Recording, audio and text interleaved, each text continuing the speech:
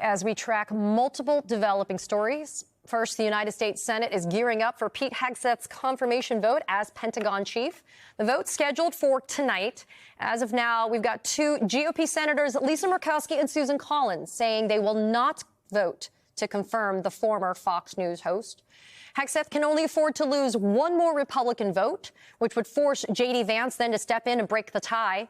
At this hour, there are no other hard GOP no's, but several have expressed reservations. And the heat is rising this week with new allegations of wrongdoing, which Hegseth has denied.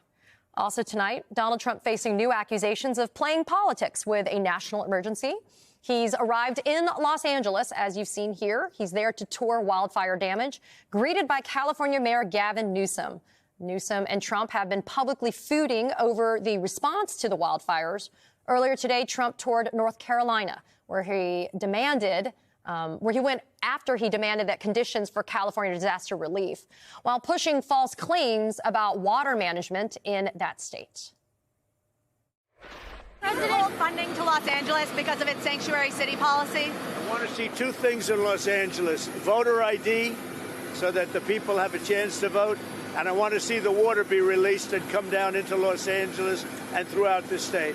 Those are the two things. After that, I will be the greatest president that California has ever seen. Trump has repeatedly talked about this so-called water conspiracy, but experts say he's wrong and that he's conflating multiple issues. Trump also getting fact-checked on the economy. The Washington Post saying he made multiple false or exaggerated claims when talking to world leaders this week, including getting it very wrong on inflation. While Trump critics are questioning whether he's already taking his eye off the ball regarding inflation, pointing to this striking exchange with Fox's Sean Hannity. Turned off the spigot from up north in order to protect the Delta smelt. Let me move on to the And by the way, I don't really believe it's the Delta smelt, because nobody could do that. Somebody advised Joe Biden to give pardons to everybody but him. They wanted to take care of. Yeah, but Sean, they wanted to. I don't care. They're yelling at me. This is more important because right now the economy is going to do great. I want to know about I'm the here, economy. so the economy. But you have to understand, he had bad advisors on almost everything. It's like in the old days when the Secretary of State said he never made a correct decision on foreign policy. Joe Biden got very bad advice. Sean Hannity and I getting a word in edgewise. Joining me now is James Carville, legendary Democratic strategist. I mean, James, I'm personally not surprised that Sean couldn't get a word in edgewise. But anyway, on a fascism scale of 1 to 10, with 10 being peak fascism, how would you rate Trump's first week? Delta smelt. I mean, look, he just says anything that he wants to say. I mean, how many stories I have to read that the Delta smelt has nothing to do with this? But he's just going to keep plowing through, okay? And what we have to learn as Democrats, just let him punch himself out. Just remember, this is a little bit before your time, but people of my generation remember Muhammad Ali and his rope-a-dope. He just he just go to it the first 6 or 7 rounds, and then you come in and you measure up, and then you start launching bombs. And it's hard to sit here and just look at one, Greenland, Canada, canal zone, Delta smelt, you name it. But you just got to keep bobbing and weaving, and then in due course, you're going to be able to come in. But the big thing is, the number one promise, the biggest political promise of his generation, is he would get food prices down. Then he got in office and said, there's nothing I can do about it. Of course, eggs are $4 and something a dozen, and he keeps distracting us, and we keep getting distracted. But we'll come back in and we'll straddle this target and get it in range here before long, I think. Yeah, well, the but my eggs has become the new kind of retort, okay. right? So let's focus on kind of what's happening tonight then. The Senate is looking to confirm Pete Hegseth tonight. There were some blows, I think, glancing, albeit if we were going to stick with the Muhammad Ali kind of analogy here. There were some glancing blows that landed, I think, during the confirmation hearings. And the reason why we know that happened a little bit is you got at least 2 GOP senators who are the traditional naysayers, and Murkowski and Collins, that always have some concerns, quote unquote. They're a no. They're a hard no, which I'm grateful for. But it looks like Trump isn't actually even 100% sure about his on-again, off-again buddy, Mitch McConnell. Your thoughts about whether or not Mitch McConnell gets a spine on this Hegseth confirmation? I assume that he's going to vote yes. I mean, he ran that caucus for so long. And even if he votes no, Vance is going to, he might be saving it to let somebody else, some vulnerable incumbent, vote no. But they got another vote to spare because, as you correctly pointed out, if it's a tie vote, then Vice President J.D. Vance will be able to break the tie. And who cares? I mean, it's not horseshoes or hand grenades. If you confirm by 1 vote, you confirm by 100 votes, it's the same effect. But I do think that the Democratic senators are making them pay somewhat of a price for supporting this. And the more evidence that come out, the more evidence that's being hidden, the more people that they don't talk to, it builds a case. It's going to take time. We're not going to get instant results, and we just got to keep bobbing and weaving and rope-a-dope here. So far, they're doing okay. James, you're from the great state of Louisiana. I'm based out of Florida. You and I are no strangers to natural disasters. Trump floated today getting rid of FEMA. I mean, and we just heard him before you came on trying to condition aid to California on voter ID.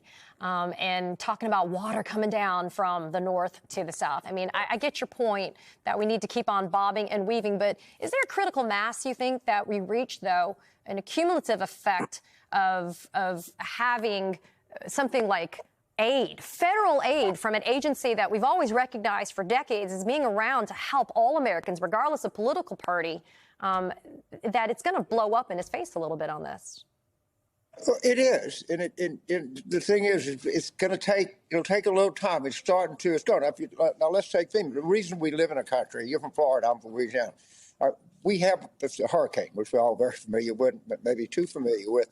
The state of Louisiana, New Orleans metropolitan area, cannot deal with all the things that come with hurricanes: deaths, flooding, storm surges, excessive rain, wind damage, emergency stress on emergency services, et cetera, et cetera. That's why you have a national government. All right. Same thing is true in Southwest Florida that I was just in. And everybody I talked to, I would ask, what was the effects of the latest storm? They said, I had water in my house. They had to get back up and running. And Southwest Florida is not sufficient to take care of its own business when you have a disaster of this level. That just like we have in the forest fires in Los Angeles. Well, it would be ridiculous to live in a country and say, well, I'm just going to let California deal with it, because California's whole system is stressed. Literally, every available firefighter is justifiably there. Every dollar in resources is going to try to protect these people's homes, to get them rebuilt. That's why you have a United States of America. That's the exact reason that we founded this country, that there were certain things that we need. And I would say that emergency preparedness and emergency relief is very part of the rationale of having a country. And anybody we all live in a disaster zone of one kind and another. You have hurricanes, tornadoes, earthquakes, any kind of disaster you can think of, flooding for sure. And that's just, and more of this is going to come about. Just understand, this is not stopping. You're just going to go up exponentially. Well, it's going to get worse because of climate change, which is something that Trump has denied and the Trump administration is not embracing whatsoever. Very quickly, before I got to let you go, James, Steve Bannon famously said that they're just going to flood the zone with ish. Correct. I'll use that word before I get edited out. I'll say fecal matter. I think I can say that. Fecal matter. Okay, we're on the same page. Yeah. So, and listen, I get it. And I love the idea of bobbing and weaving, because I agree that I think that we kind of stay on our toes and we prepare for it.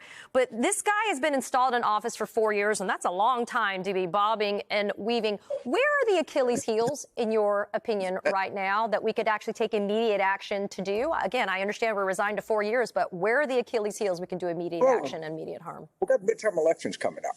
Recruiting is very important. And if we show the potential candidates that we're very effective at doing this, we're not going to control the executive branch of government. That's a given.